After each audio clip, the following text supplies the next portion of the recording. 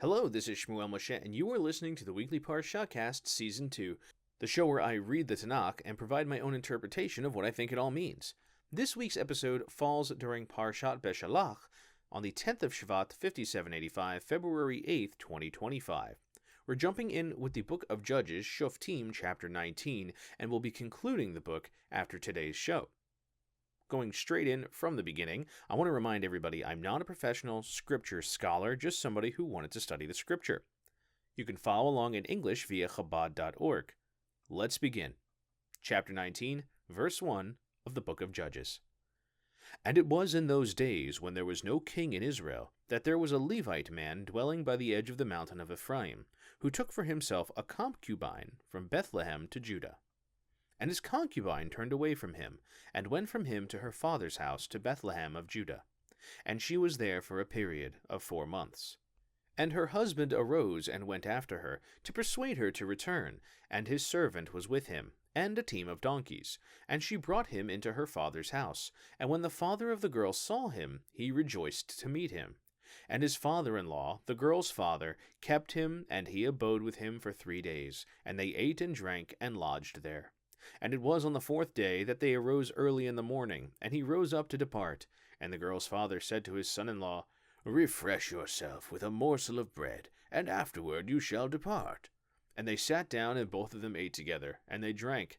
And the girl's father said to the man, Accept now and lodge, and let your heart be content. And the man rose up to depart, but his father-in-law urged him, and he returned and lodged there. And he arose early in the morning on the 5th day to depart. And the girl's father said, Refresh yourselves now. And they tarried until the day declined, and they both ate. And the man rose up to depart, he, his concubine, and his servant, and his father-in-law. The girl's father said to him, Behold, now the day has weakened to set. Lodge now. Behold, it is the resting part of the day. Lodge here, and your heart will be content, and you will arise early for your way, and go to your dwelling place. But the man did not want to lodge, and he arose and departed, and came over against Jebus, which was Jerusalem. And with him was a team of saddled donkeys, and his concubine was with him. They were near Jebus as the sun descended very much, and the servant said to his master, Come now, let us turn aside to this city of the Jebusites, and lodge in it. And his master said to him, We will not turn aside into this city of heathens, nor to any other cities that are not of the children of Israel. But we will journey up to Gibeah. And he said to his servant, Come, and let us approach to one of these places, and we will lodge in Gibeah or Ramah. And they passed on and went, and the sun set upon them near Gibeah, which belonged to Benjamin. And they turned aside there to come and lodge in Gibeah. And he came and sat in the thoroughfare of the city, but no one brought them home to lodge. And behold, an old man came from his work out of the field at evening. And the man was from the mountain of Ephraim, and he resided in Gibeah. But the people of the area were Benjamites. And he raised his eyes and saw the wayfaring man in the thoroughfare of the city. And the old man said, Where are you going, and from where do you come? And he said to him, We are passing from Bethlehem of Judah to the edge of the mountain of Ephraim. From there I am, and I went until Bethlehem of Judah. I am going to the house of the Lord, and no one takes me home. And also there is straw and provender for our donkeys, and also bread and wine for myself, for your maidservant, and for the lad who is with your servants. There is no want of anything. And the old man said, Peace be to you. Just let all your needs be upon me, but do not lodge in the street. And he brought him into his house, and gave fodder to the donkeys, and they washed their feet, ate, and drank.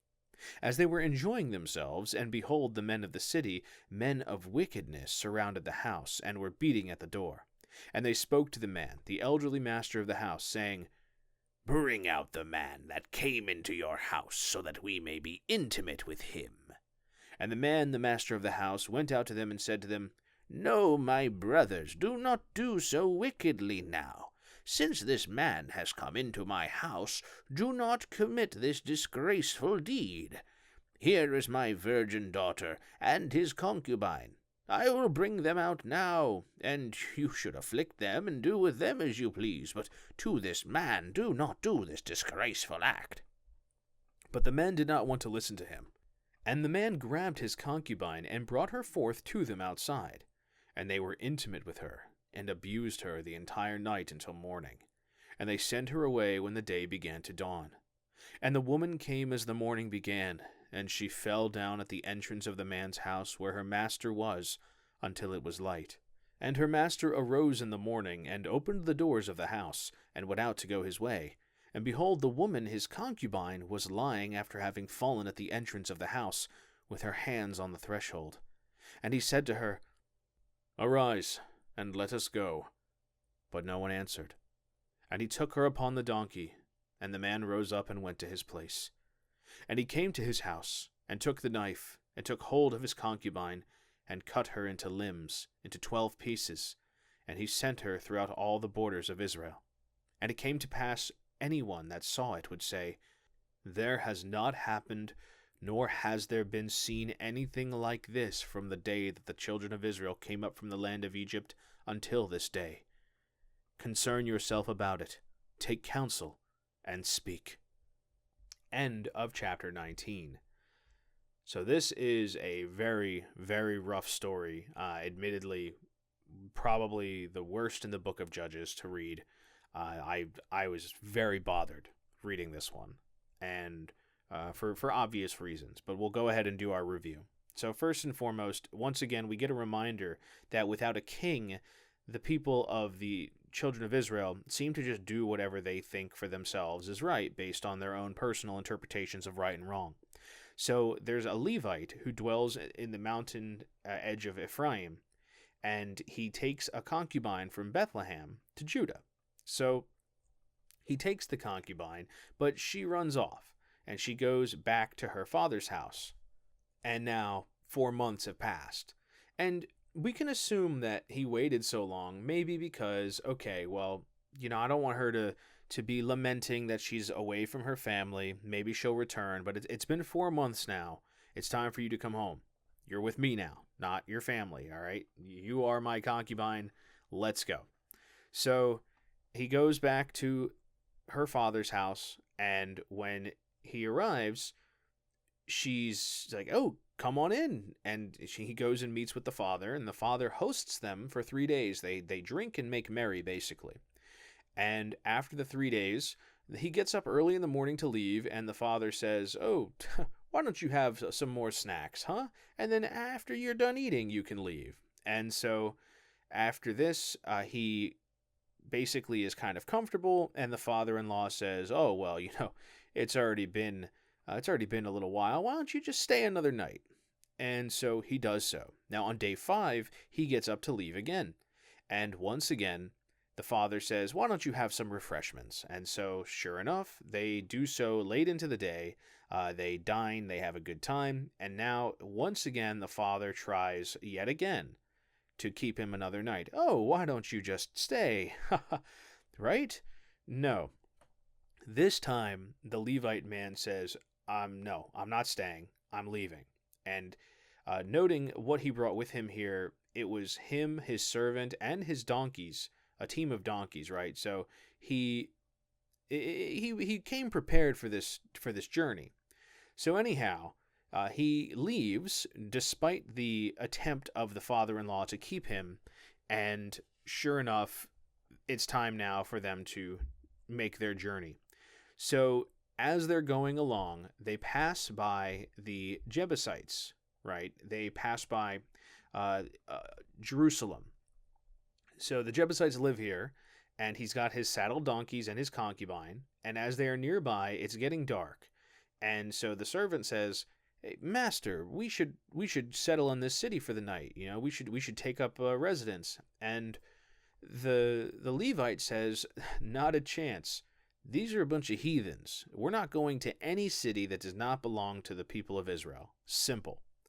Well, we will go to Gibeah. So we're going to either settle in Gibeah or Ramah. Okay, one of those two cities are where we're going to stop. And as it happens, the sun sets and they are near Gibeah, which is a town belonging to the Benjamites.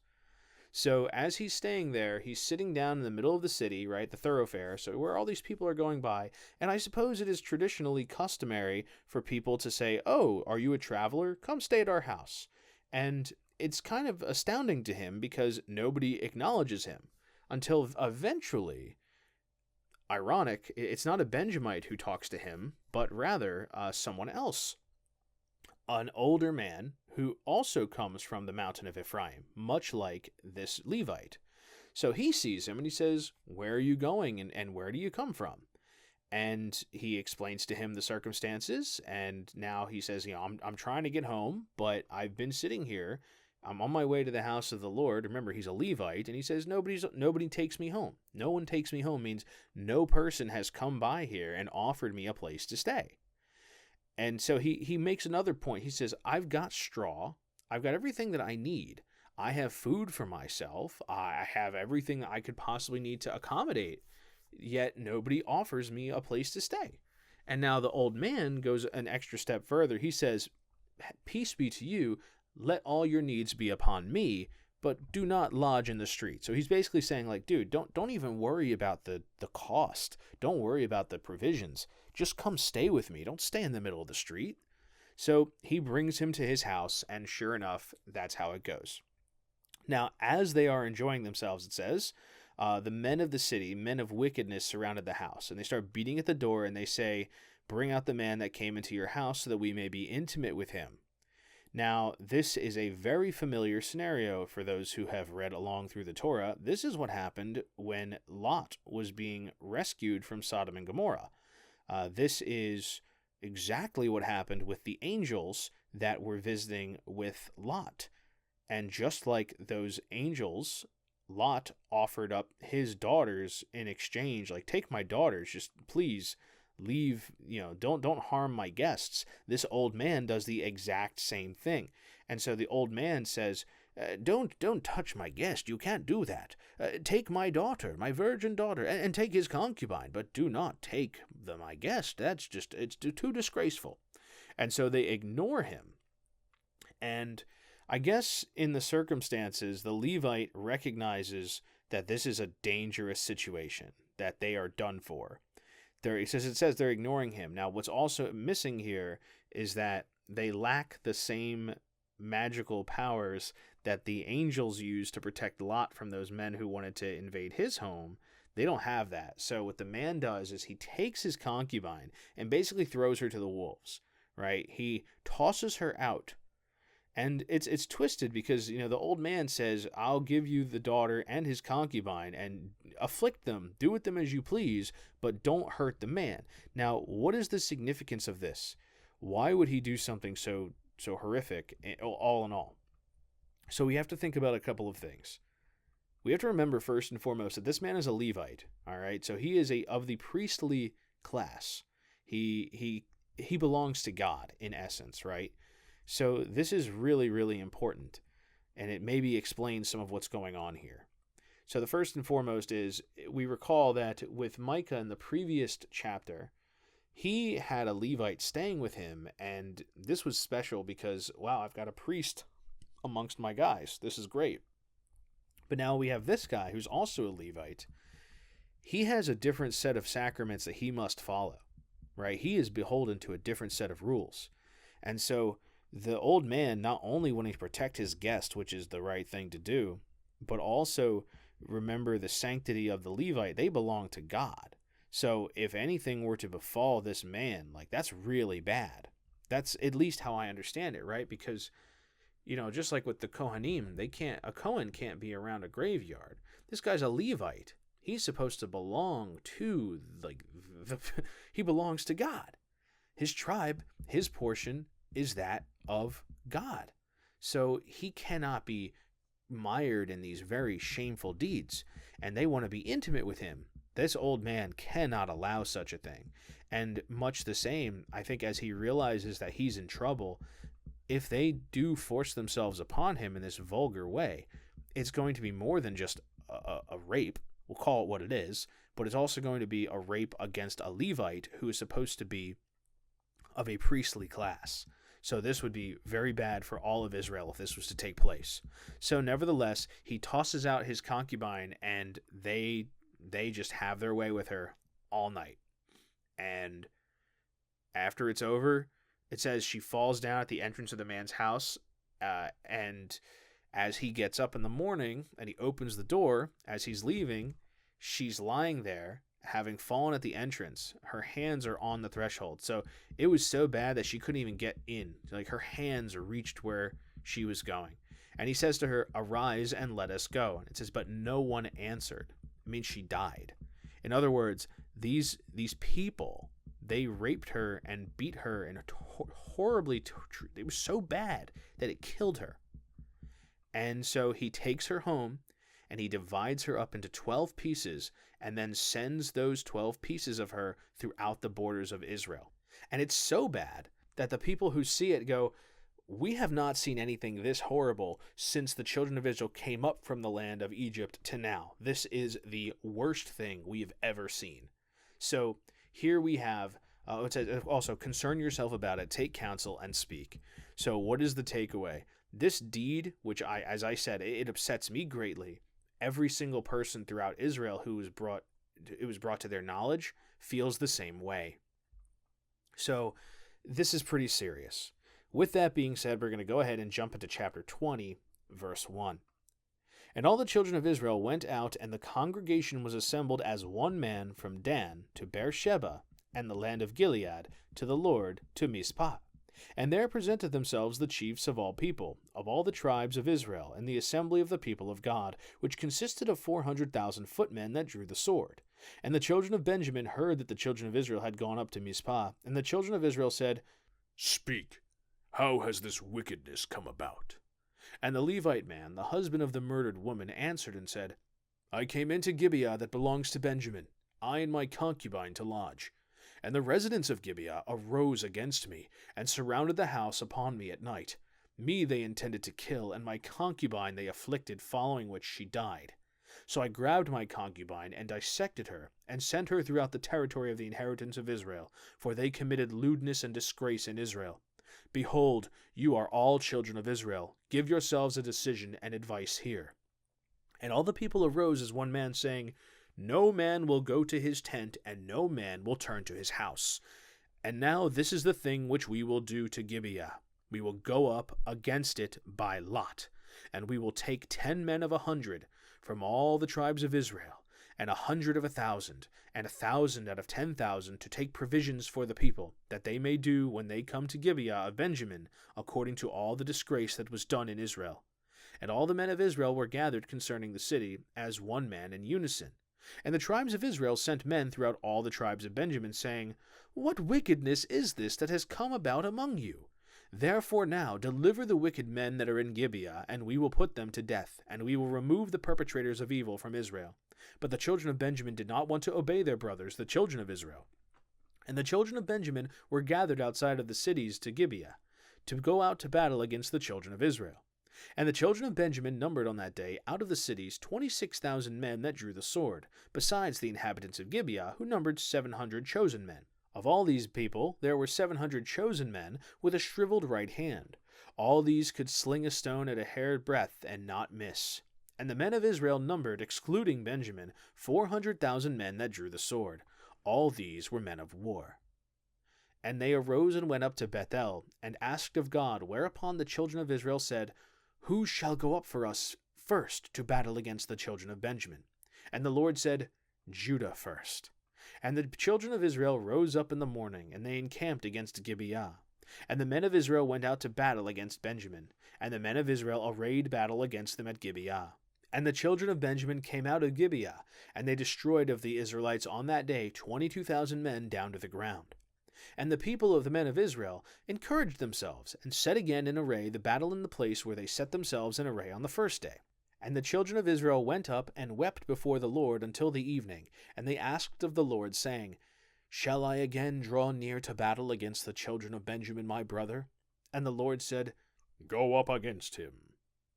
And the children of Israel approached the children of Benjamin on the second day. And Benjamin went out towards them from Gibeah on the second day, and destroyed the children of Israel, another 18,000 men, down to the ground. All these were swordsmen. And all the children of Israel went up, and all the people, and they came to Bethel and wept, and sat there before the Lord, and fastened on that day until the evening. And they offered burnt offerings and peace offerings before the Lord. And the children of Israel asked of the Lord, for there was the ark of the covenant of God in those days, and Phinehas the son of Eleazar the son of Aaron stood before it in those days, while they were saying, Shall I again go out to battle with the children of Benjamin my brother, or shall I cease? And the Lord said, Go up, for tomorrow I will deliver them into your hand. And Israel set liers in wait against Gibeah around.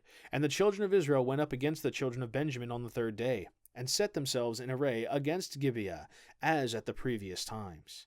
And the children of Benjamin went out towards the people until they were drawn away from the city, and they began to kill of the people, causing casualties as previously along the highways, of which one goes up to Bethel, and the other to Gibeah, killing in the field 30 men of Israel. And the children of Benjamin said, They are beaten before us, as at first. But in actuality the children of Israel had said, Let us flee and draw them away from the city to the highways. And all the men of Israel rose up out of their place, and set themselves in array at Baal Tamar. And the liers in wait of Israel drew forth out of their place out of Maareh Geba. And there came over against Gibeah 10,000 chosen men of all Israel. But the battle was heavy, because they did not know that misfortune was approaching them. And the Lord beat Benjamin before Israel, and the children of Israel destroyed of Benjamin on that day 25,100 men. All of these were swordsmen. And the children of Benjamin saw that they were beaten, and the men of Israel gave place to Benjamin, because they trusted in their liers in wait that they had set against Gibeah. And the liers in wait hastened and scattered upon Gibeah, and the liers in wait blew and smote the entire city with the edge of the sword. Now there was an appointed time between the men of Israel and the liers in wait that they should make a great pillar of smoke rise from the city.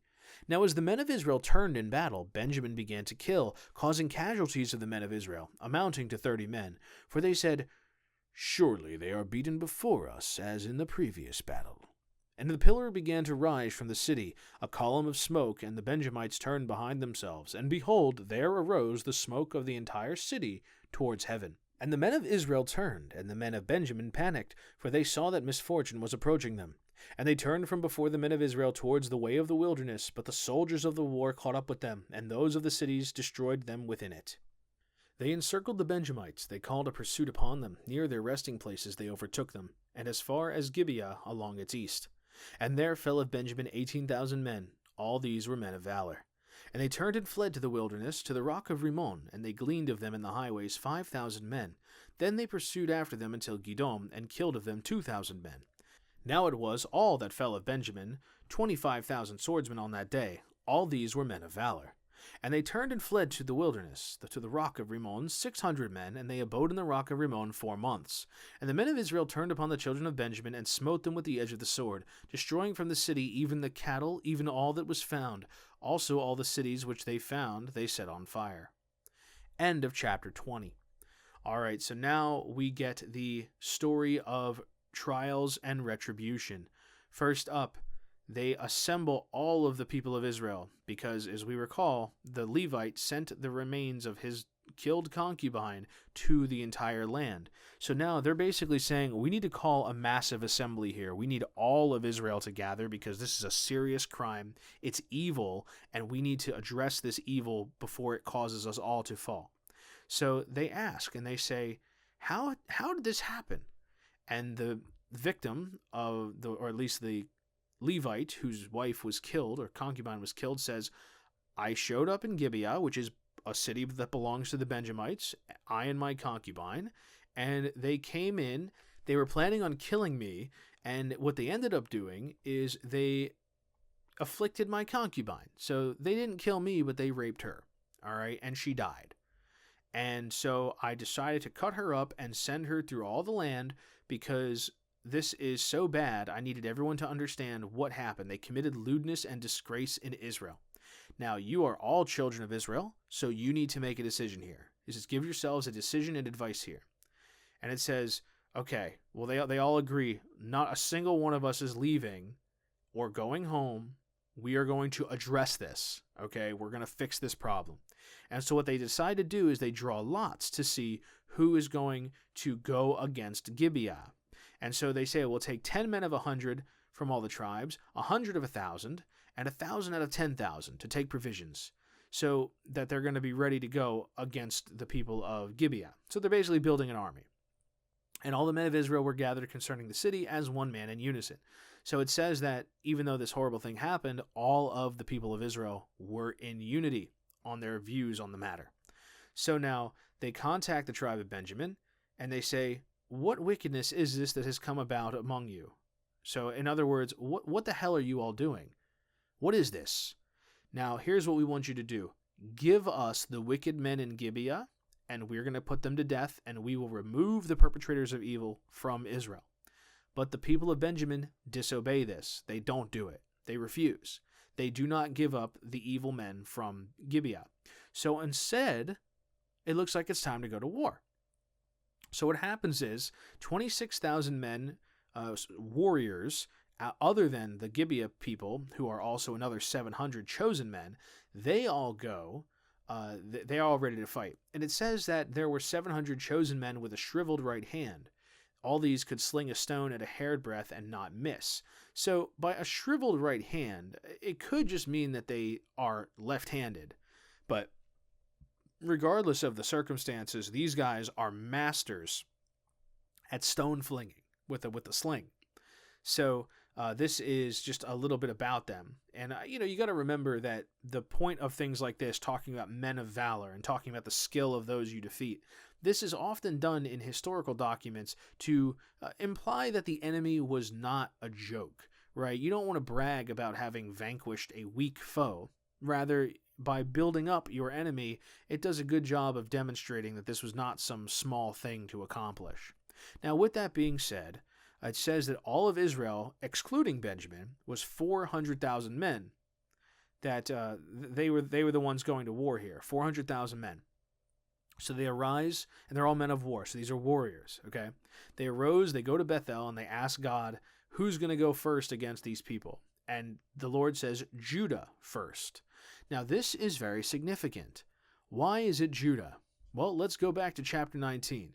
When we think about the concubine and where her family, or where she's right from Bethlehem and of Judah. So this here is this is basically the consequences of her own people, because it was very interesting circumstances around this, which I'll elaborate on in a moment as I continue to think on this. But this all hinges upon she is originally of Judah. Right? Her father's house to Bethlehem of Judah. So Bethlehem is a city inside of the tribe of Judah. Her father, the Levite's father-in-law, comes from Judah. So now let's go ahead and take a look at the next thing that follows. So it says that Judah is going to be the tribe that goes first. And they encamp and they go to war.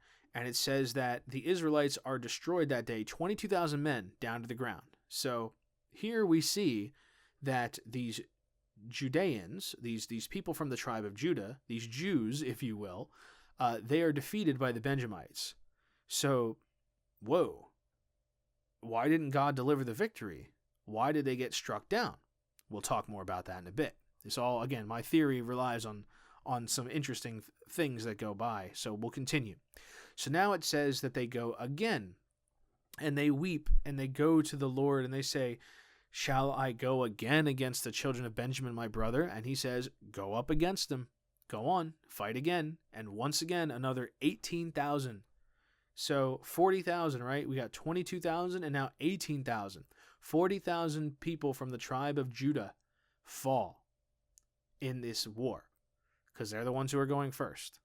So now on the third day, they are going to once again go to war. And this time they ask once again, "Shall I continue or shall I cease?" And he says, "No, go up this time and I will deliver them into your hand." And so they set up, much like what was happening, a very similar situation as with the sons of, or the situation of Avimelech, I should say. It's very similar, where they sent people to lie in ambush so that when the warriors leave the city, they are going to then get up from where they're hiding and sneak behind enemy lines and take the city while all the great warriors are out of the city. And so what ends up happening is they have an agreement. Those who are fighting in the main front are going to fight while the guys sneak in, and then they're going to do a smoke signal to indicate that they've taken the city. So it's very successful, but the people of Benjamin are basically fooled by this trick. It's a very common tactic, the feigned flight. So they pretend that they've been successfully chased away, but then they turn around and keep fighting after the big signal has been played. So now the warriors of Benjamin realize, oh, we just screwed up. We are in trouble. And so it says that 25,100 men, swordsmen, were all defeated from Benjamin on that day. And it continues like this. Now, as for Gibeah, they destroy the entire city. They don't leave anybody behind. They smite the whole city.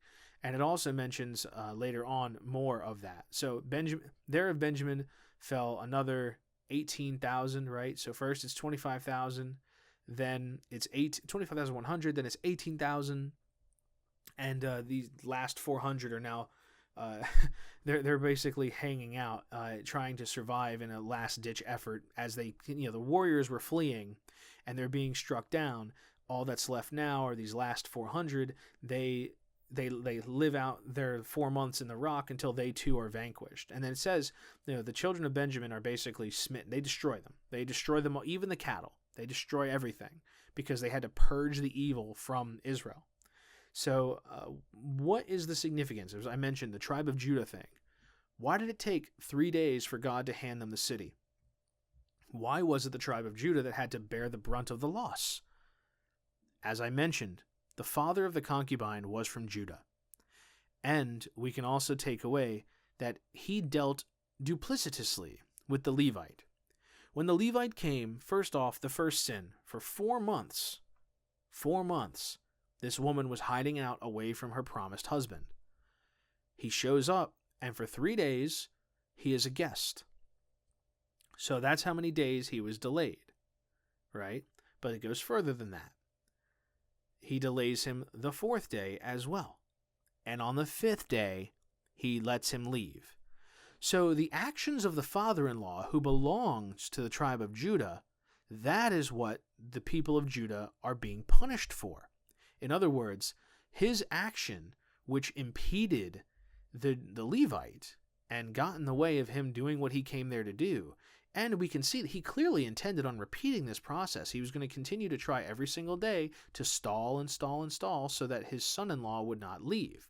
And we could think of many reasons. Maybe he wants his daughter to stay near him.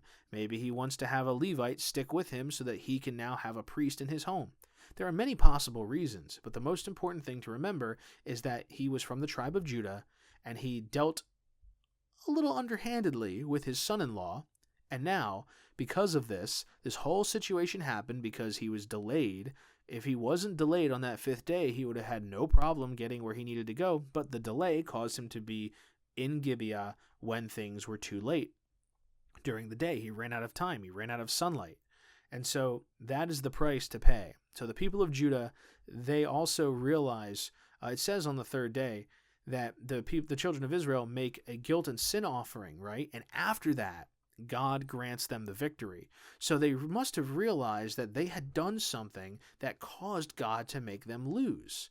And it was, I think, exactly as I said, it was the Judean father who had dealt in that way with his son-in-law. By doing the guilt offering and the sin offering, they cured themselves of that sin and now were pure before the eyes of God and able to deliver the finishing blow against the Benjamites. So there we have it. That is my takeaway from this. And now we move on to chapter 21, the final chapter for this entire book of Judges and today's episode. Verse 1. Now the men of Israel had sworn in Mizpah, saying, No man from us shall give his daughter to Benjamin for a wife. And the people came to Bethel, and sat there until evening before God, and raised their voices, and wept profusely. And they said, Why, O Lord, God of Israel, has this come to pass in Israel, that one tribe of Israel should be missing today? And it was on the next day that the people rose early, and built there an altar, and offered burnt offerings and peace offerings. And the children of Israel said, Who is there among all the tribes of Israel that did not come up to the Lord in the assembly? For there was a great oath concerning him that did not come up to the Lord at Mizpah, saying, He shall surely be put to death. And the children of Israel reconsidered concerning Benjamin their brother, and said, Today one tribe has been cut off from Israel. "What shall we do for them that remain for wives, since we have sworn by the Lord not to give them of our daughters for wives?" And they said, "Which one of the tribes of Israel did not go up to the Lord at Mizpah?" And behold, no one had come up to the camp from Jabesh Gilead to attend the assembly. And the people were counted, and behold, no one was there of the inhabitants of Jabesh Gilead. And the congregation sent there 12,000 of the valiant men, and commanded them, saying, "Go and strike the inhabitants of Jabesh Gilead with the edge of the sword, including the women and the children. And this is the thing that you shall do. Every man and every woman that had relations with man you shall destroy." And they found among the inhabitants of Jabesh Gilead 400 virgin girls that had not had relations with any man, and they brought them to camp to Shiloh, which is in the land of Canaan. And the whole congregation sent and spoke to the children of Benjamin that were in the rock of Rimmon, and they proclaimed to them words of peace. And Benjamin returned at that time, and they gave them the women whom they had saved alive of the women of Jabesh Gilead, but this was not sufficient for them. And the people reconsidered concerning Benjamin, because the Lord had made a breach in the tribes of Israel. And the elders of the congregation said, "What shall we do for those that remained for wives, since the women of Benjamin have been destroyed?" And they said, "There must be an inheritance for the remnant of Benjamin, so that the tribe not be blotted out from Israel. But we may not give them wives from our daughters, for the children of Israel have sworn, saying, Cursed be he that gives a wife to Benjamin. And they said, Behold, there is a sacrifice before the Lord in Shiloh from time to time, which is to the north of Bethel, on the east side of the highway that goes up from Bethel to Shechem, and to the south of Libnoah." And they instructed the children of Benjamin, saying, "Go and lie in wait in the vineyards, and you will see, and behold, if the daughters of Shiloh come out to dance in the dances, then you shall come out of the vineyards, and you shall grab for yourselves each man his wife of the daughters of Shiloh, and go to the land of Benjamin. And it shall be, when their fathers or brothers come to quarrel with us, then we will say to them, We took pity on them, because we did not take for each man his wife in the war. Neither should you be concerned, for you did not give them presently, that you should be guilty." And the children of Benjamin did so, and married wives according to their numbers, of those that danced whom they had seized. And they went and returned to their inheritance, and built the cities, and dwelt in them. And the children of Israel went from there at that time, every man to his tribe and family, and they departed from there every man to his inheritance. In those days there was no king in Israel. Every man did what was right in his eyes. All right, end of chapter 21. So I need to make a correction. In the previous chapter, I mentioned the 400 men who went and they were hiding out in Rimmon. They were not wiped out. This is critically important. That was an error on my part, so let's go ahead and address that.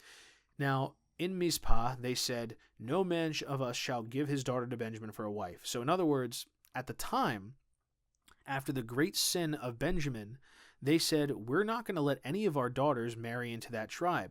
And essentially, what happened is they wiped out every heir of Benjamin, right? And now it was impossible to give them wives because they've made this oath. And so they're crying and they say, "Why has this come to pass? Why are we missing one of our tribes?" And so they built an altar and make offerings, and they said, who amongst everybody, like who has not from the tribes of Israel come up to the assembly? Because we said anybody who doesn't show up, we're going to put them to death, right? So they remember, and they say one tribe has been cut off. And so what will we do for those that survived, right, for wives? Because none of us can give them our daughters. We all made an oath. And so which tribes of Israel did not go up to the Lord at Mizpah? And they note that Jabesh Gilead, that particular settlement, they did not show up for the meeting. And so they look around, and behold, not a single emissary from Jabesh Gilead attended the congregation meetup. And so they say, perfect, go to Jabesh Gilead, 12,000 valiant men, go there and kill everybody. Go to Jabesh Gilead and kill them all because we took an oath. However, if there are virgins, you will not kill them. So it says, they found among the inhabitants of Jabesh Gilead 400 virgin girls that had not had relations. And so basically they killed all of the men as well as all of the women who had been with the man. So they only took virgins, okay? And they brought them to the camp to Shiloh, which is in the land of Canaan. And so as time is going by, these 400 girls survive, and they go to the men who are hiding out in the rock of Rimmon, and they say, we come in peace. And the Benjamites accept the peace, and they receive the women that are from Yabesh Gilead, but this is not sufficient for them, right? So they say, okay, well, since the Lord made a breach in the tribes of Israel, the circumstances of what happened here, they reconsidered, since there was a loophole here. They found a way around this, but what shall we do for those that remained for wives, since the women of Benjamin have been destroyed? And they say there must be an inheritance for the remnant of Benjamin, so that the tribe not be blotted out. So, as we already discussed, the circumstances around this were that they had 400 men, and now they had 400 women. But they still want more. And as we've talked about before, the inheritance is a matter of lineage. So the tribe of Benjamin will have to inherit all that belongs to the tribe of Benjamin. How do they go about doing so? They need to have children. So they say there's a sacrifice before the Lord in Shiloh from time to time, north of Bethel, on the east side of the highway. So when this happens, go lie in wait in the vineyards, and you will see the daughters of Shiloh come out to dance. You can go and snatch some of them and make them your wives. And so when their fathers or brothers come to quarrel with us, and we say, we took pity on them because we did not take for each man his wife in the war, neither should you be concerned, for you did not give them presently that you should be guilty. So I want to make sure I'm understanding this correctly, but the circumstances are that when the people of Shiloh come and get angry that, hey, you just took our women, my sister or my daughter, how dare you? What they're going to do is they're going to say, well, listen, during the war, we didn't take a wife for each man, okay? And you did not give them up, so, really, who's at fault here? We got to let it go. And so, according to this, the children of Benjamin agree. They married wives according to their numbers of those that danced whom they had seized, and they went and returned to their inheritance and built the cities and dwelt in them.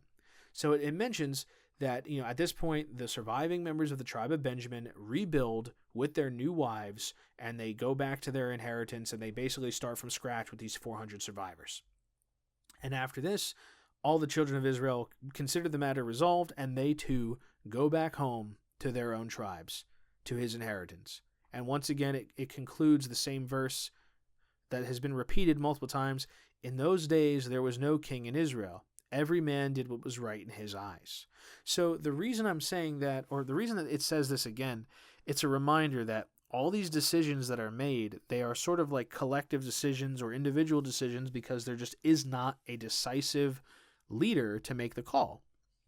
And so, once again, this gives some context to preclude the arrival of a king, but because there is no king, everybody just does their own thing, and it does suggest or imply that the absence of a king is a problem. Now, that's up to your own interpretation. You might say, because he does what's right in his own eyes, these people are free, right? And so that's the right thing to do. But here we see an instance where the tribe of Benjamin was almost totally wiped out.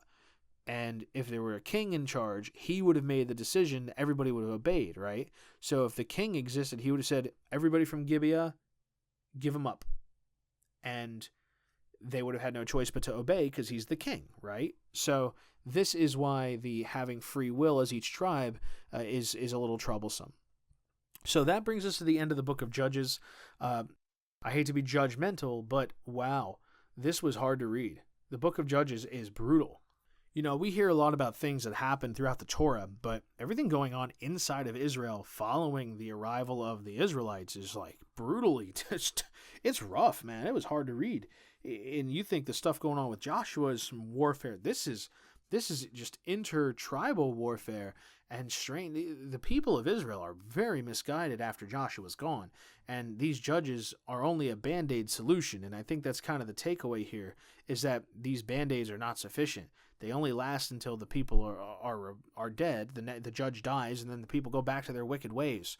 And it's not sustainable. And now we have a situation where an entire tribe was nearly exterminated, and it was not something that the people were happy about, but it had to happen. And so, this was rough. If especially I think of characters like Samson and so on, like these individuals and who they were supposed to be for the people, yet they also were very flawed.